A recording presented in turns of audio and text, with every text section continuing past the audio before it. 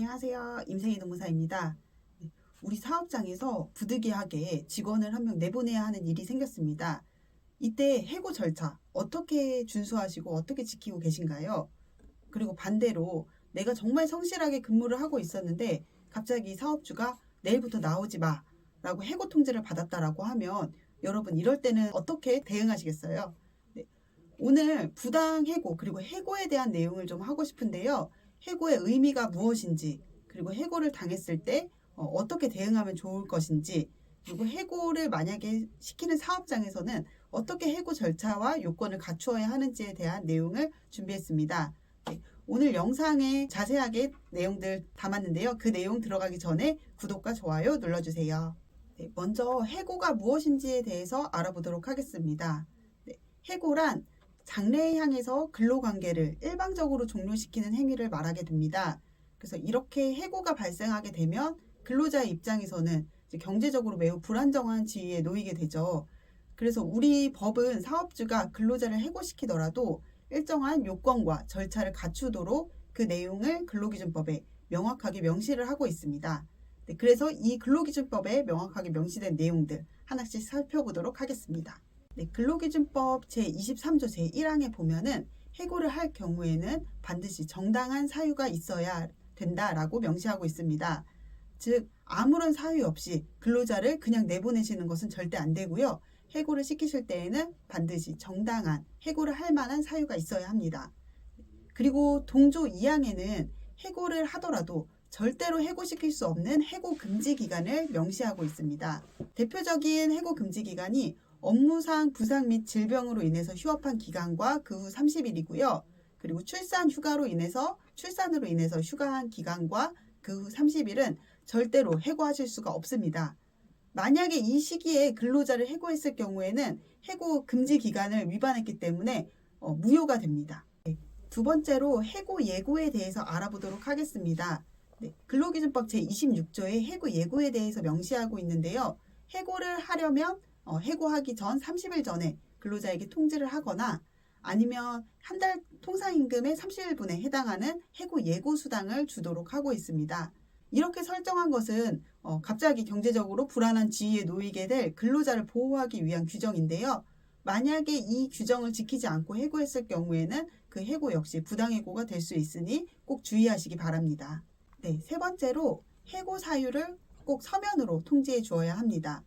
근로기준법 제27조에 해고 사유와 그 시기를 반드시 서면으로 근로자에게 통지하도록 명시가 되어 있는데요.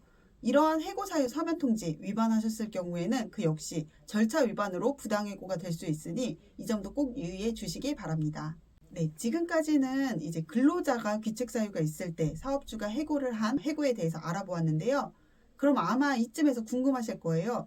만약에 사업주가 본인의 경영상 이유로 해고를 시킬 경우에는 아까 말씀드린 그런 동일한 절차를 거치면 되는 것인지 아마 궁금하실 텐데요. 우리 근로기준법의 제24조에 경영상 이유에 의한 해고에 대한 내용을 별도로 규정을 하고 있고요. 그리고 이렇게 경영상 이유로 인해서 사업주가 근로자를 해고시킬 때에는 조금 더 엄격한 요건과 절차를 갖추도록 법에 명시를 하고 있습니다. 네, 그 내용 하나씩 살펴보도록 할게요. 네, 먼저 사업장에 긴박한 경영상 필요가 있어야 합니다. 네, 도산 악화를 방지하기 위해서 긴급하게 합병하거나 분할하는 것 역시 긴급한 경영상 필요가 있다라고 보고 있고요. 네, 두 번째로 해고를 회피하기 위한 노력을 사업주가 적극적으로 해주셔야 합니다. 네, 예를 들면은 희망퇴직자를 받는다던가 이런 좀 절차를 거쳐서 해고를 회피하기 위한 노력을 좀 해주셔야 되고요.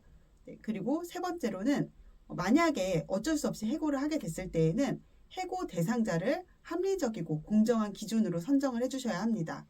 그냥 단순히 여성이기 때문에 다 나가라, 남성이기 때문에 다 남아라 하시는 것은 합리적인 기준이 되지 않아서 이렇게 해고하시는 것은 요건에 성립하지 않습니다.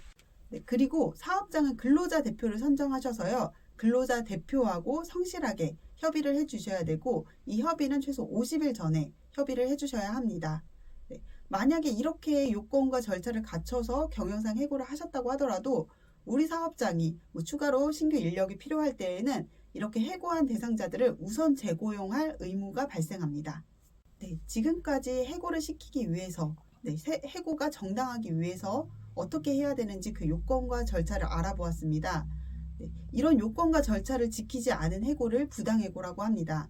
대표적으로 해고를 통지를 하면서 서면으로 통지하지 않았다라던가 아니면 해고 사유가 되지 않는 그냥 해고까지는 하지 않아야 되는데 이거를 우리가 해고 사유로 삼아서 정당한 사유가 되지 않는 해고를 했을 경우에는 이런 경우가 대표적인 부당해고가 될 수 있습니다. 네, 그러니 해고를 하실 때에는 반드시 근로기준법에 정한 요건과 절차 지켜서 해고해 주실 것을 권해드립니다.